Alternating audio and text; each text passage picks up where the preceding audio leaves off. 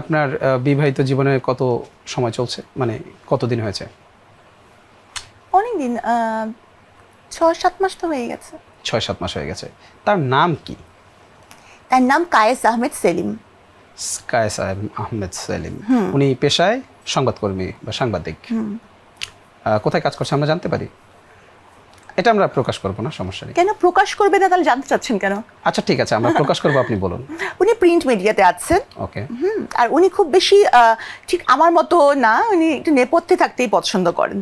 পেছনে থাকতে পছন্দ করেন? হ্যাঁ, নেপথ্যে থাকতে। পেছনে আমরা সেটা চাই। চাই না যে সবকিছুই সম্মুখে চলে আসুক, চাই না যে বদনজর লাগুক। আচ্ছা, ওইটাই বলছিলাম আর কি। মানে বই মেলায় ওনার সাথে, মানে বই মেলা যখন শুরু হলো গত বছর, হ্যাঁ 2024-এ বই মেলা, তখন উনি আমাকে ফোন করেছিলেন, বই কেনার প্রতি আগ্রহ দেখিয়েছিলেন।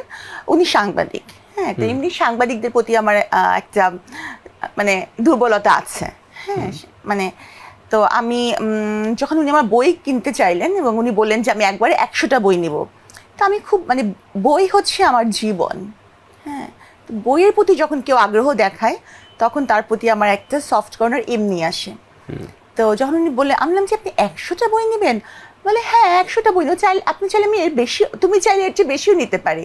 আমি বলছি না না, আপনাকে এতগুলো বই নিতে হবে না। তো ওইভাবে ওনার সাথে আমার পরিচয়। তো উনি আস্তে আস্তে বুঝলাম যে উনি খুব সাপোর্টিভ, এবং আসলে সাবরিনা তো একটা বিশাল বড় প্যারা, সেই প্যারা হ্যান্ডেল করা, এবং সেই সাথে কেন সাবরিনা বিশাল বড় প্যারা?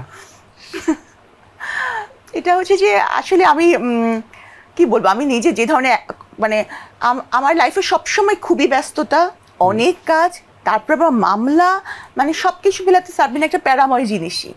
তো সেই প্যারাময় জিনিস হ্যান্ডেল করা, তারপরে হচ্ছে সাপোর্ট দেয়া, এবং অনেক কিছু, অনেক ধরনের অবস্টেকেলের এগেইনস্টে স্ট্রং হয়ে দাঁড়ানো, এটা কম কথা না। এই জন্য আমি তাকে রেসপেক্ট করি।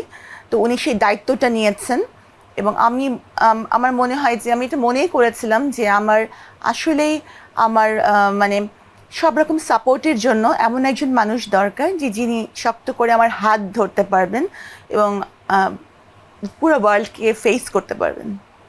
আচ্ছা, আপনার সাথে তার পরিচয় হলো কত সালের বইমেলায়? 2024-এর বইমেলায়। মানে তখন আপনি সবে কারাগার থেকে বের হয়েছেন এবং আপনার বন্দিনী নামে একটি বই আপনি বের করেছিলেন।